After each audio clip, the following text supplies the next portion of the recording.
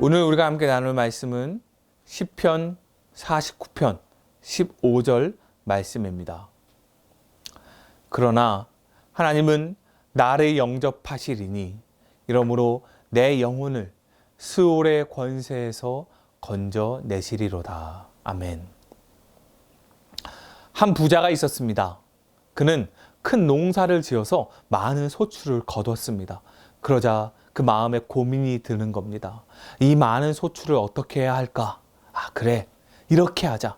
지금보다 더 큰 창고를 지어서 거기다 잔뜩 보관해 두면 되겠다. 그러면 내가 넉넉한 소출로 인해 내 육신도 편하고 내 영혼도 편안하게 쉬고 즐길 수 있을 것이다. 부자는 당장 내일부터 이 계획을 실행해야겠다 생각하면서 기쁜 마음으로 잠이 들었습니다. 그런데 그 밤에 하나님께서 나타나셨습니다. 말씀하시는 겁니다. 어리석은 자여, 오늘 밤에 내 영혼을 도로 찾으리니 그러면 내 준비한 것이 누구의 것이 되겠느냐? 여러분이 잘 알고 있는 어리석은 부자의 비유입니다. 예수님께서 말씀하십니다. 자기를 위하여 재물을 쌓아두고 하나님께 대하여 부여하지 못하는 자가 이처럼 어리석은 자다. 제1철학자 김상중 교수는 악의 시대를 건너는 법이라는 책에서 이 시대의 악이 모든 것이 괜찮다라고 하는 태도에서 비롯됐다고 분석합니다. 옳고 그름, 진실과 거짓, 거룩과 타락 이런 것들을 구분하는 기준 없이 모든 괜찮다고 하면서 혼란스럽고 공허해졌다는 것이죠. 그리고 그 공허한 안으로 악이 스며들고 있다고 분석합니다. 어리석은 부자가 많은 소출을 거둬서 창고를 늘리고 이렇게 하겠다고 한 것이 무엇이 잘못이겠습니까? 사실 그것 자체로는 잘못이라고 말할 수 없습니다. 하지만 그는 자신이 얻은 소득으로 인해 뭐든 괜찮다. 심지어 영혼까지 평온을 누리자고 했습니다. 다시 말해 돈이면 뭐든 괜찮다고 하는 것입니다. 이것이 바로 그 부자의 어리석음이요 죄인 것입니다. 이 말씀은 이 시대를 살아가는 우리에게도 여전히 적용됩니다.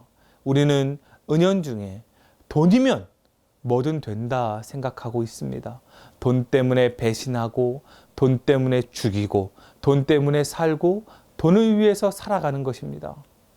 황금으로 뭐든 괜찮아질 수 있다고 생각하는 그러한 생각이 우리 안에 얼마든지 있습니다. 그리고 이런 생각이 점점 득세하고 있습니다.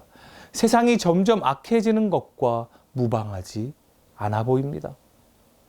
그런데 하나님의 말씀은 우리에게 무엇라 말씀하십니까?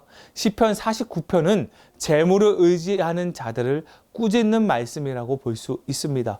여기 6절에 8절 말씀에 자기 재물을 의지하고 부유함을 자랑하는 자는 아무도 자기의 형제를 구원하지 못하며 그를 위한 속전을 하나님께 바치지도 못할 것은 그들의 생명을 속량하는 값이 너무 엄청나서 영원히 마련하지 못할 것임이라.